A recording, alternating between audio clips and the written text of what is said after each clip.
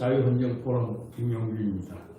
오늘은 자유헌정포럼의 TV에서 이승만과 건국전쟁에 관한 내용을 주제로 해서 토론을 하겠습니다. 오늘 토론에는 저와 또 국회 법사위원장을 역임하신 변정일 전 의원이 참여하고 있습니다. 우리 자유헌정포럼 300여 명의 전직 국회의원들과 사회 각계 지도자들이 모여서 이 대한민국의 번영과 영광을 위해서 자유민주주의를 수호하는 그런 노력을 하는 그런 모임입니다. 오늘 재미있게 이 방송을 봐주시기 바랍니다. 먼저 변정일 의원님 어떻습니까? 그 건국전쟁 다큐멘터리 보셨어요? 예, 잘 봤습니다. 예. 아주 재밌게 봤고요. 깊이 감명을 받았습니다. 그리고 아주 시적절한 다큐멘터리였다 이렇게 생각하고 있습니다. 예. 그리고 우선 그 건국전쟁이라는 제목부터가 매우 흥미있었습니다. 왜냐하면 1945년 8월 15일 일본이 패망해서 우리나라가 일본의 식민정치로부터 식민압제로부터 해방은 되었습니다만 우리가 독립한 것은 아니었거든요. 그렇죠. 그리고 정부가 수립되고 독립이 될 때까지 무려 3년이 걸렸습니다. 그렇습니다. 그 과정은 그야말로 전쟁이었습니다. 따라서 건국전쟁이라는 영화의 제목이 매우 적절했다 이런 느낌을 받았습니다. 예.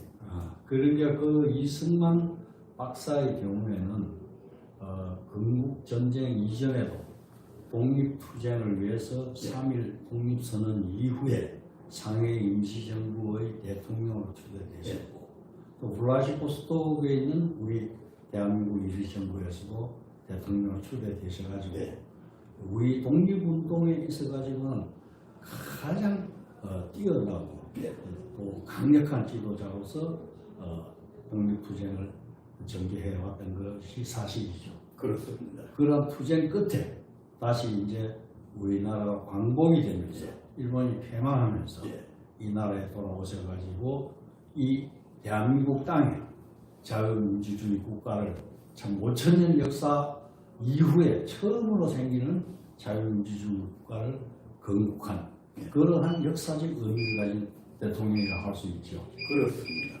그때의 그 이승만 대통령의 그 참 피눈물 나는 노력, 또 그 성과에 대해서 변호사님이 생각하시는 건 어떤 게 있다고 보십니까? 그 이승만 대통령은 청년 시절 1890년대 후반부터 우리나라에 말하자면 지식인의 한 사람으로서 사회개혁과 국민계도 활동을 많이 했습니다. 소위 계몽주의자 활동을 했던 거죠.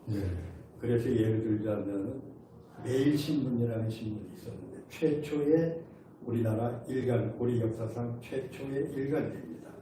그거를 창간하고 그 신문의 주필이고 사장으로서 역할을 했습니다. 그리고 여성과 하층민들을 대상으로 하는 제국신문이라는 신문이 있었습니다. 그는 이종일 씨라는 사람하고 같이 창간을 했습니다. 그래서 거기서도 매우 중요한 역할을 했죠. 그 다음에 한성 감옥에 갇혀서도 최초로 대한민국 사람으로 처음으로 영안신문을 집필을 했습니다. 영안신문을 집필해서 알파벳 순으로 F까지 집필을 했는데 1904년 2월달에 러일 전쟁이 발생하지 않습니까? 러일 전쟁은 한반도에 대한 지배력을 누가 갖느냐, 러시아가 갖느냐, 일본이 갖느냐는 싸움이었거든요. 그래서 어느 나라가 이기든지 이제 우리나라는 망했다. 이런 위기의식을 가지고 쓴 것이 독립신문입니다. 그러니까 독립신문은 자체 독립신문이고 그 독립신문은 고종황제가 보라고 쓴 신문도 아니고 책도 아니고 그 다음에 양반계급을 당시 지배계급이죠. 양반계급을 보라고 한 것도 아닙니다. 오로지 일반 서민, 하층민들 그 사람들이 정신을 차리고 일어날 때 대한민국의 독립을 누리게 수 있다. 이렇게 생각을 한 겁니다. 네. 그래서 순 한글로 썼다는데 정말 선각자적인 그 지혜가 있다. 아. 책이다. 이렇게 볼 수가 있죠. 그 참 중요한 그 이야기인 것 같습니다. 이 박사님 그러니까 독립투쟁을 하는 그 단계에서 대단한 그 언론 활동도 하셨다. 그렇습니다. 그런 것이고 예. 이 박사께서 그런 그 상해 임시정부와 이런 독립투쟁을 하신 끝에 네. 결국 1945년 일본의 폐망과 함께 10월경에 우리가 이 박사님 귀국을 하시는데 예, 10월 초에 북한에는 이미 소련군과 함께 소련군의 그 임시 소령으로 있던 예. 김일성이가 예. 북한에 내려와 가지고 거기에 사회주의 정부를 건설하기 위한 그 음모를 꾸미고 있던 단계에서 예. 약 2달 늦게 한국에 귀국을 하셔가지고 그렇습니다. 이 나라를 건국을 준비를 하시게 되는데 그 당시 사실 우리나라가 일제 식민지 하에서 도대체 국방을 어떻게 하며 뭐 외교를 어떻게 하며 내정은 어떻게 꾸려가며 법원은 어떻게 하며 뭐 경찰을 어떻게 하며 이런 아무런 아이디어도 없을 때입니다. 그때 근대 현대 국가의 그 건설에 대한 모든 보관과 그 능력을 갖춘 이승만 박사가 돌아오셔가지고 건국을 준비하게 됐는데 그 건국 과정에서 어떤 어려움이 있었습니까? 예, 아까 말씀하셨듯이 이 소련은 1945년 9월 하순경에 북한 땅에 들어왔습니다. 그리고 이승만 박사가 온 거는 10월 달이에요.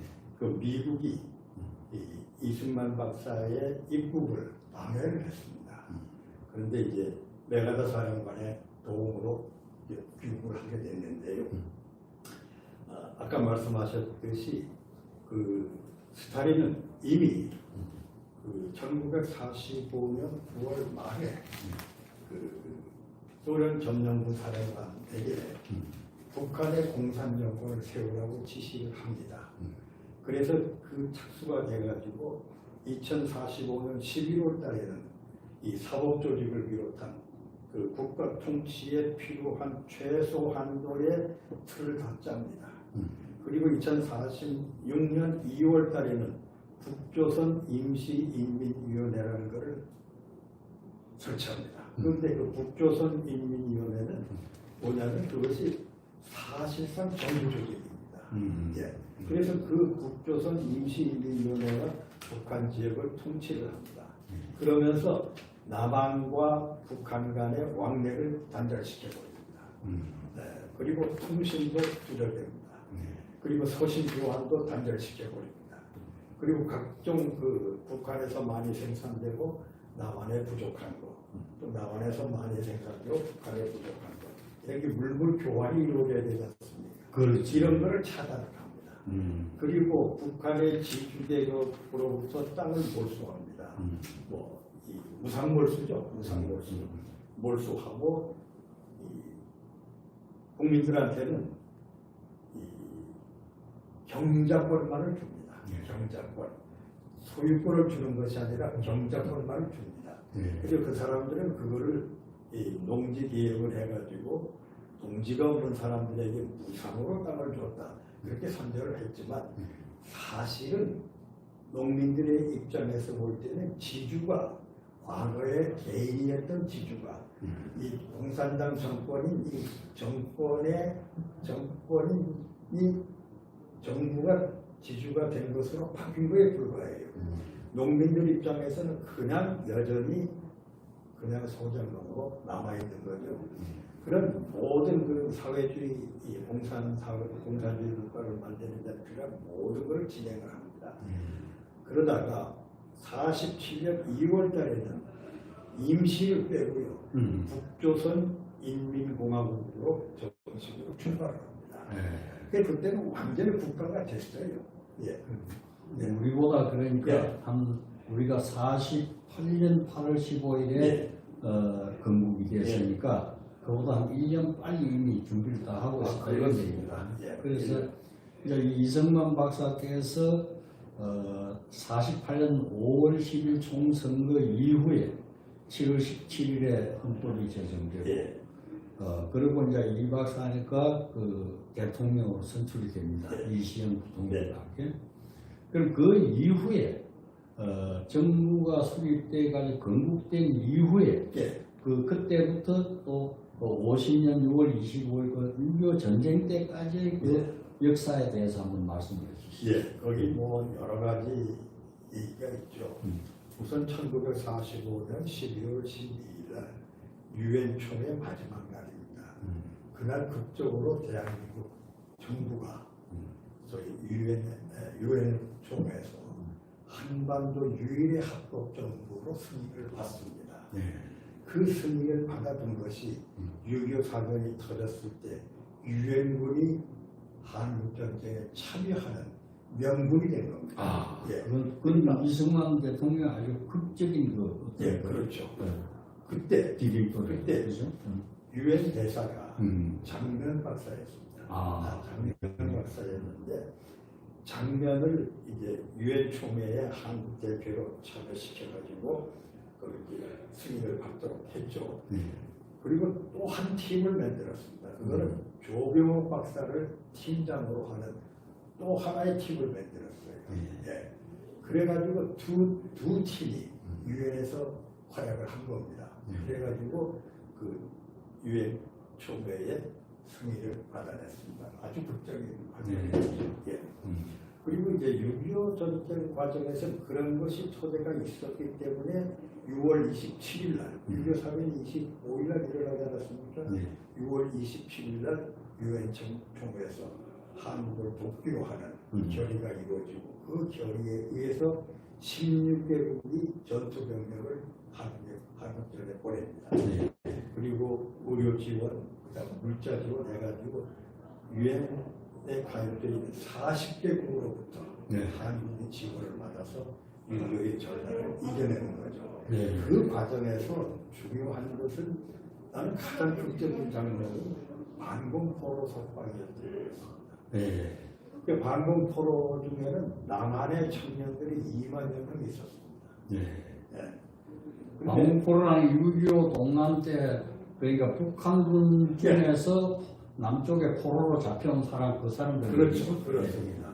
그런데 그때 모든 작전권은 유엔군에 있었거든요. 유엔군 사령관한테. 그러니까 한국이 반공포로를 석방하려면 유엔군 사령관이 오케이 해야 된다. 승인을 해야 됩니다. 그런데 이승만 대통령은 소위 정전회담, 휴전협상을 반대하는 입장에 있었거든요. 그렇지. 그런데 이 정전협상 과정에서 어떻게 진행이 됐냐면 중립국 감시위원단이라는 게 있었지 않습니까? 해방부에. 그 중립국 감시위원단 국가 중에 하나인 인도로 일단 보냈다가 모든 포로를 거기서 또 적당한 기간 체류시키고 그 다음에 그 사람들이 자유의사에 의해서 북한으로 가든지 남한으로 오든지 하도록 선택권을 주자. 이렇게 합의가 이루어졌어요. 왜냐하면 북한에서는 무조건 포로는 다 우리한테 보내라 하는 입장이고 유엔의 한국 정부는 그건 절대로 안 된다 하는 입장이에요. 그렇지. 그래 할 수 없는 것이 얘들이 그 남한에서 의용군이라 그래요. 남한 애들 강제 징집한 애들이 이제 이거 가지고 북으로 데려가겠다 그래. 이건 많이 부당한 얘기예요. 더군다나 반공포로니까 북한으로 간다는 거는 죽음의 땅으로 보내는 거고. 그렇지. 그 자유민주주의 이념에 충실한 이승만 대통령의 입장에서는 절대로 할 수가 없는 일이었어요. 그래서 미군, 다시 말해서 유엔군 몰래 반공포로를 석방하기 위해서 1953년 6월 18일 새벽 2시에 모든 준비를 사전에 다 갖춰서 준비를 했다가 일시에 그냥 석방을 시켜버립니다. 전 수용소에서. 그래서 그때 반공포로가 33,000명이 있었는데 27,000명이 석방이 됩니다. 그러니까 이제 미국이 난리가 났죠. 유엔군에서. 자기네 모르는 작전이 그렇지. 대한민국 군인들에게서 이루어졌습니까? 얼마나 치밀했냐면요. 이승만 대통령이 그 반공포로 중에는 남한에 연고가 없어서 석방을 시켜줘도 고갈 데 없는 사람들이 상당수 있었습니다. 예. 그러니까 이런 사람들을 일시 수용할 거처까지 미리 다 준비를 시켜놨습니다. 그러니까 이게 예. 방공포로 석방이라 하는 것이 결국은 이승만 대통령 입장에서는 그 당시 우리가 휴전 협정을 보면 김일성이하고 모택동이하고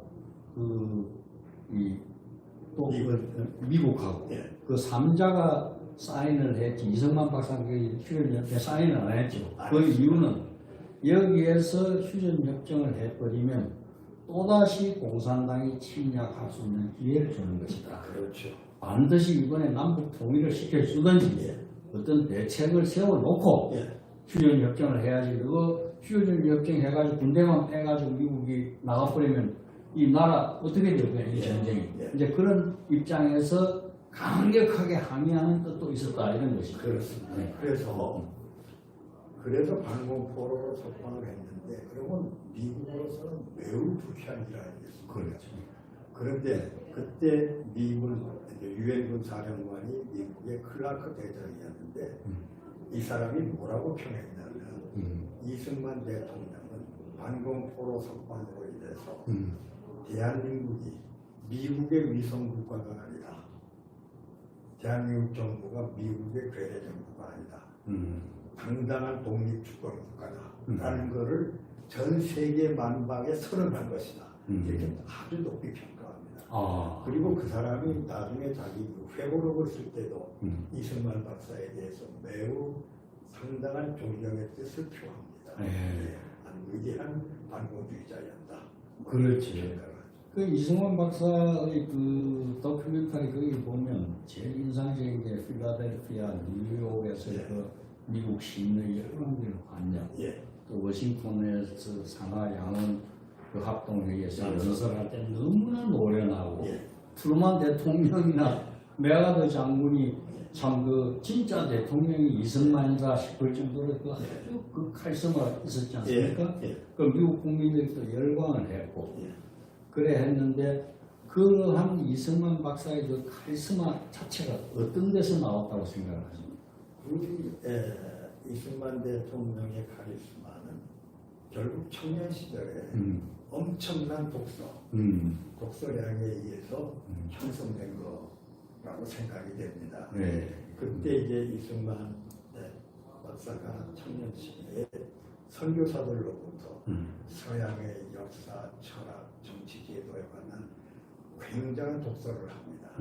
그리고 한성 감옥에 그 선교사들로부터 받은 책들을 해가지고 책들로 그 독서 신도국입니다. 감옥 안에서. 그러니까 한성 감옥의 그 간수들도 이승만 박사의 열정에 감복을 해서 그걸 도와준 거죠. 안 그러면 독서실 만들 수 있었겠습니까? 만들고 영화 사전 만들고 그다음에 그런 각국의 역사, 그 독립 정신에 보면 각국의 그 정치 제도라든지 역사적 배경이라든지 이런 것이 상당히 케바한 지식이지. 그래서 그 이승만 박사께서 이제 그 한미 상호 방위 조약을 정전 직후에 이제 체결했을 뿐만 아니라 그 임시에 또 이 1951년도에 개헌을 합니다.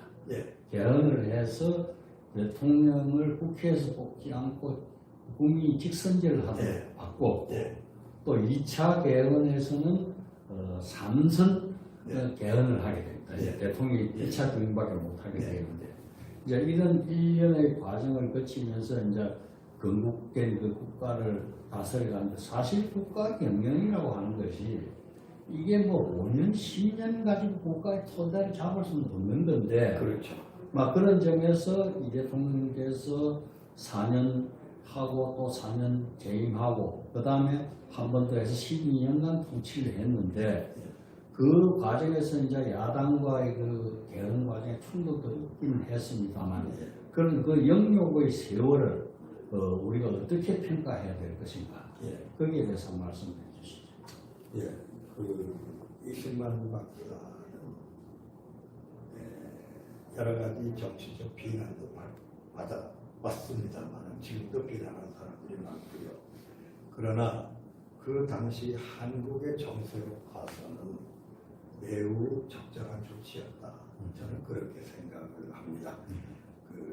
왜냐하면 대통령 직선제도 우리나라의 역사적 전통에서 볼 때 그게 맞습니다. 지금 대한민국 헌법의 문제점은 대통령제와 내각 책임자가 어중간하게 뒤섞여 있다는 데서 여러 가지 문제가 생기고 있지 않습니까? 그렇습니다.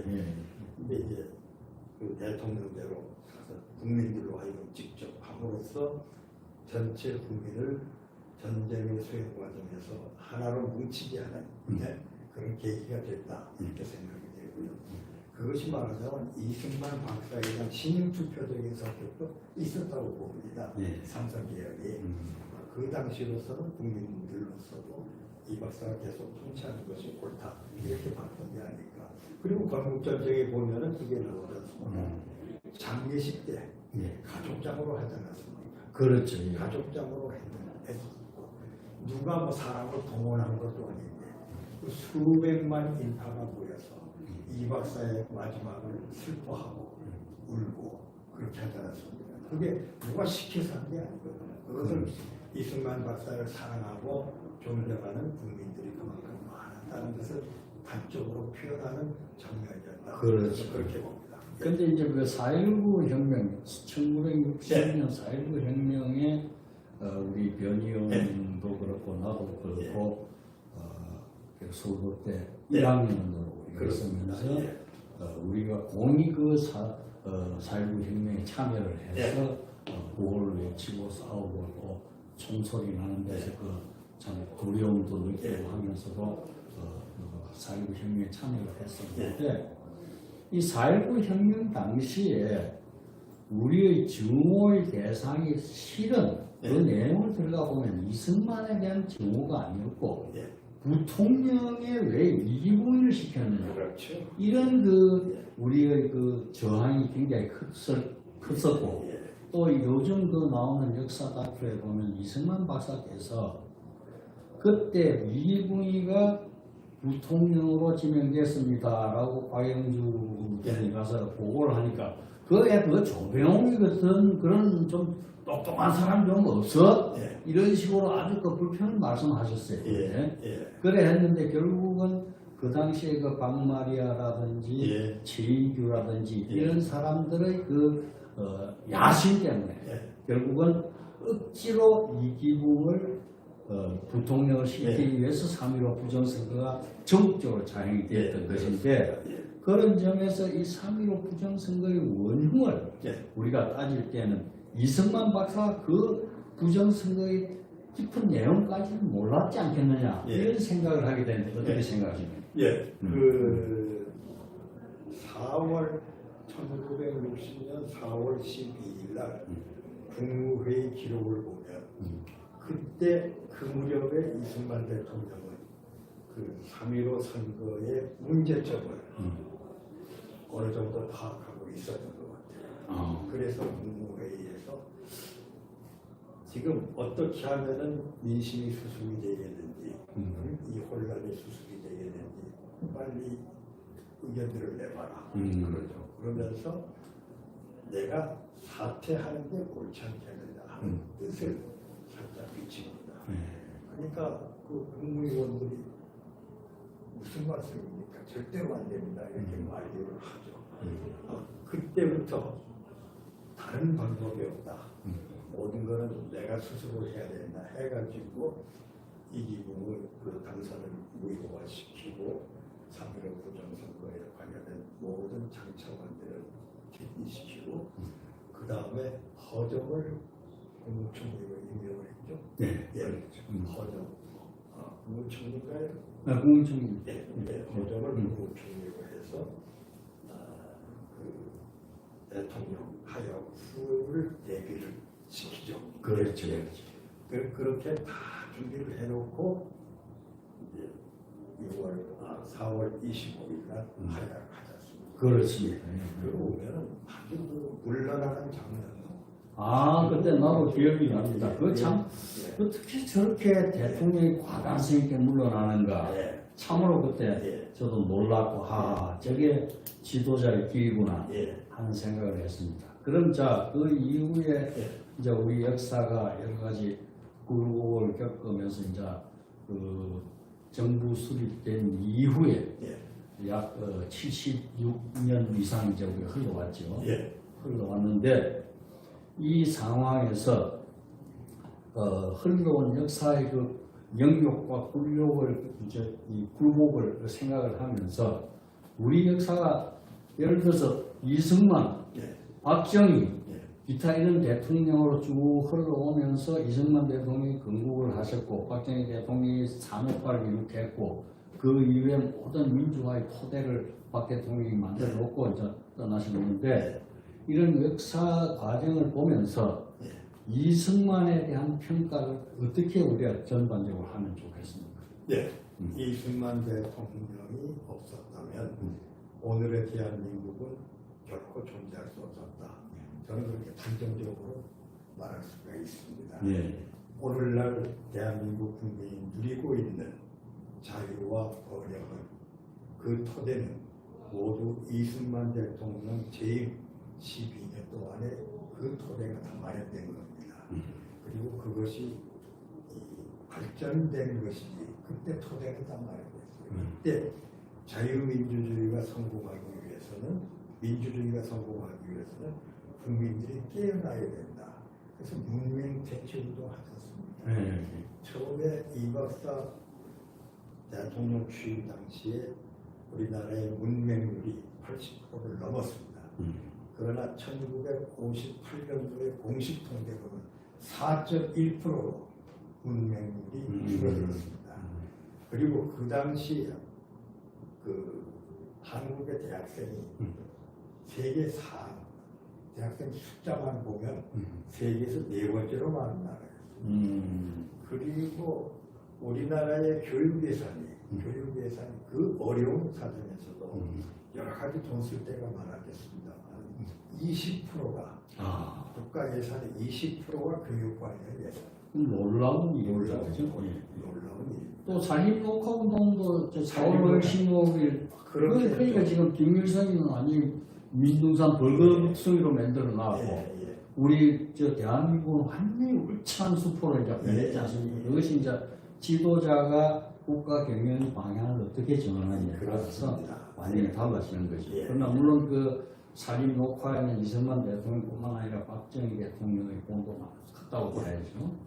그래서 이제 그 현재 그러면 예를 들어서 중공의 경우에 이제 오랜 제국 이 황제의 나라 이걸로 지내다가 소위 그 이민민주주의국을 세워가지고 있는 모택동이 그 문화혁명하고 아주 잔인하고 실수도 많이 했습니다만 모택동의 그 사진이 천안문광야에 그대로 걸려 있어요.